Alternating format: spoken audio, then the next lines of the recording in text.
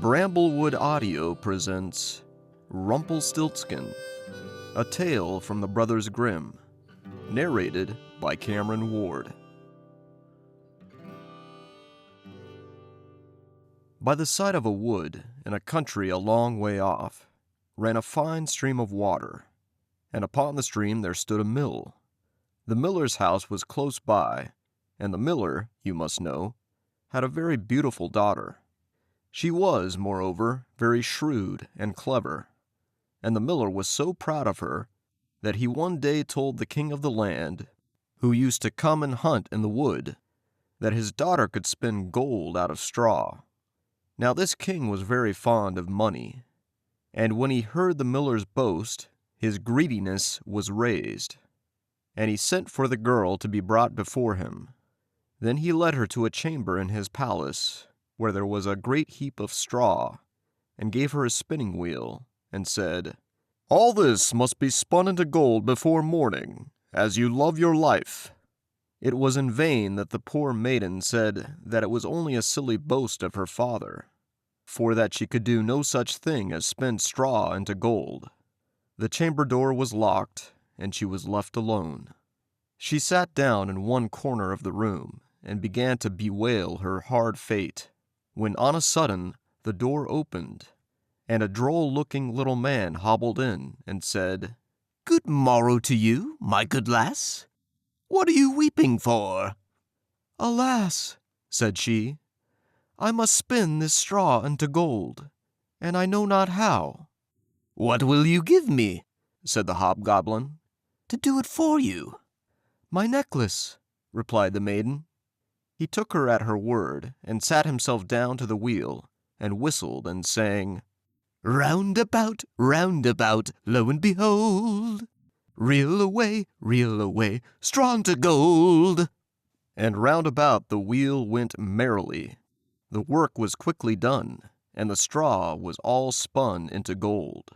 When the king came and saw this, he was greatly astonished and pleased, but his heart grew still more greedy of gain, and he shut up the poor miller's daughter again with a fresh task. Then she knew not what to do, and sat down once more to weep. But the dwarf soon opened the door and said, "What will you give me to do your task?" "The ring on my finger," said she. So her little friend took the ring and began to work at the wheel again, and whistled and sang, Round about, lo and behold, reel away, straw into gold." Till long before morning all was done again. The king was greatly delighted to see all this glittering treasure, but still he had not enough. So he took the miller's daughter to a yet larger heap and said, "All this must be spun tonight, and if it is, you shall be my queen." As soon as she was alone, that dwarf came in and said, "What will you give me to spin gold for you this third time?" "I have nothing left," said she. "Then say you will give me," said the little man, "the first little child that you may have when you are queen." "That may never be," thought the miller's daughter, and as she knew no other way to get her task done, she said she would do what he asked. Round went the wheel again to the old song, and the mannikin once more spun the heap into gold. The king came in the morning, and finding all he wanted, was forced to keep his word. So he married the miller's daughter, and she really became queen. At the birth of her first little child she was very glad, and forgot the dwarf and what she had said. But one day he came into her room, where she was sitting, playing with her baby, and put her in mind of it.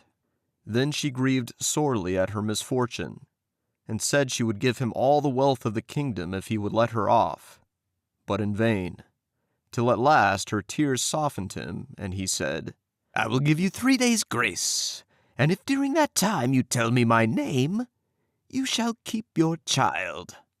Now the queen lay awake all night, thinking of all the odd names that she had ever heard, and she sent messengers all over the land to find out new ones. The next day the little man came, and she began with Timothy, Ichabod, Benjamin, Jeremiah, and all the names she could remember. But to all and each of them he said, "Madam, that is not my name." The second day she began with all the comical names she could hear of, Bandy-Legs, Hunchback, Crookshanks, and so on. But the little gentleman said to every one of them, "Madam, that is not my name."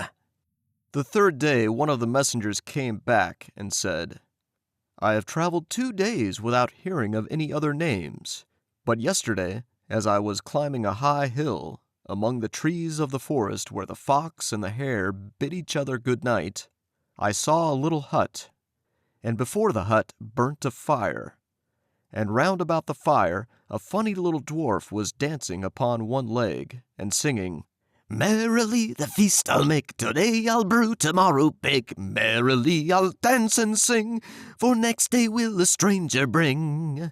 Little does my lady dream, Rumpelstiltskin is my name.'"